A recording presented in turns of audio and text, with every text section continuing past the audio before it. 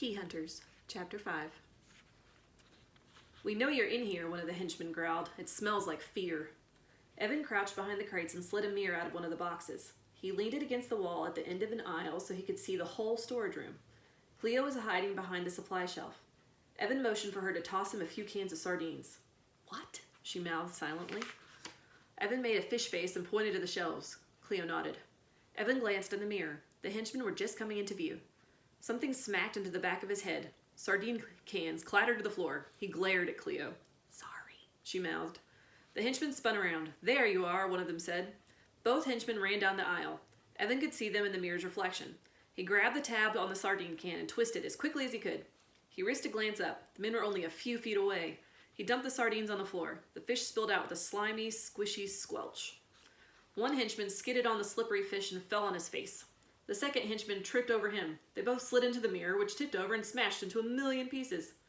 "Looks like you two are going to have 7 years of bad luck," Evan said. That line was much better, Cleo said. Evan leaped over the henchman. "Go," he called to Cleo. They darted out of the room and ran down the hallway, turning and twisting until Evan spotted something useful. "Wait," he said. "There." He ran to a control panel on the wall of the hallway and began tapping at the touchscreen. "Maybe I can find out where Agent Dearth is being held." He tapped a few icons and pulled up a map of the base. "It looks like he's in a holding cell in the grotto," Evan said. "What's a grotto?" Cleo asked. "It's an underwater cave. The base must be connected to it." "Whoa," Cleo said. "It's not that interesting," Evan said. "No," Cleo said. "Woe to that." Evan turned to look where Cleo was staring. Behind him loomed a giant bubble-shaped window. In the darkness of the water, schools of tiny fish swam by. The fish glowed different colors, creating swirls of pink, blue, and green. "We must be in one of the eyes of the skull," Cleo said. "Kind of makes you want to have a secret, evil underwater base all your own." Evan nodded. "All except the evil part." He turned back around. The grotto is down a spiral staircase and along a rocky tunnel. Evan stopped. He heard a footstep. "What was that?" he asked. "It sounded like a footstep," Cleo said. Evan rolled his eyes.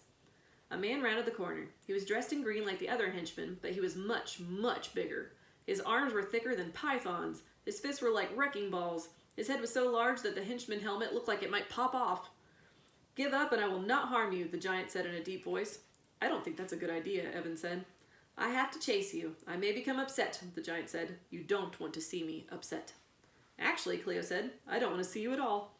She and Evan turned and ran. They tried to lose the giant henchman, but he was much quicker than he seemed. His footsteps and his angry grunts were never far behind them. "There," Evan said, pointing to a spiral staircase that led downward. "This must be the way to the grotto."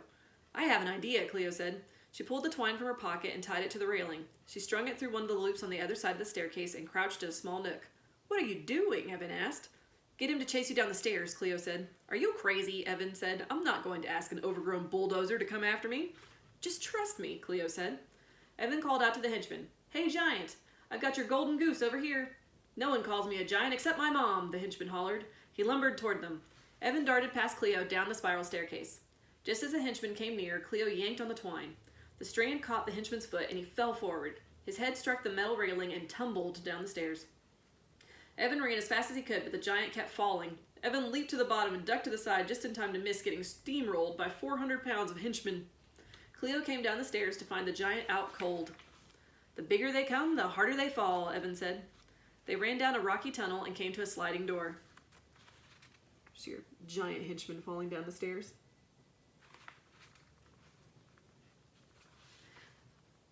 Evan pressed the button on a nearby control panel. "It's locked," he said. Cleo fished her magnetic lockpick out of her pocket and held it against the panel. "I didn't think this would come in handy," she said. "Hurry," Evan said. "The goon is starting to move." "I'm hurrying as fast as I can." She pressed the button on her gadget and the display panel flickered. Sparks flew out of it and it began to smoke. Then, like magic, the door slid open. "Huh," Cleo said. "It worked." As they rushed through the doorway, a voice called out after them. "Out of the frying pan and into the fire." Steam rose from a wide crater in the center of the room. A single henchman wearing a gold badge stood on a catwalk that circled above them.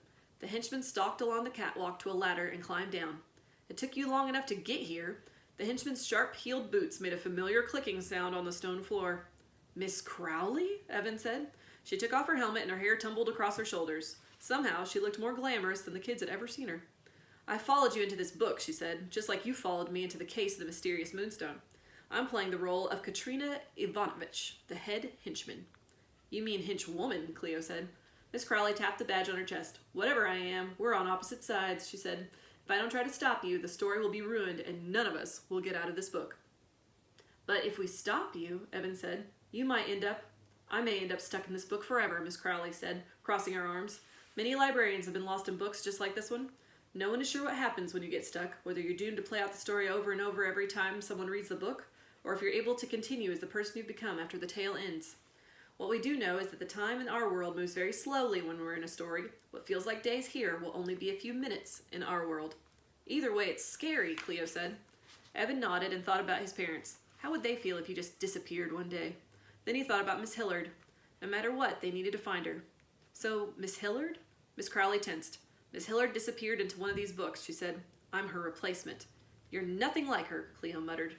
We have to play this story out, Miss Crowley said. Fiction works in strange ways, and we have to follow the rules. What do you mean? Cleo asked. Miss Crowley cracked her knuckles. What I mean, Miss Crowley said, is this. Before Evan and Cleo could even blink, their nasty librarian drove straight at them. End of chapter 5.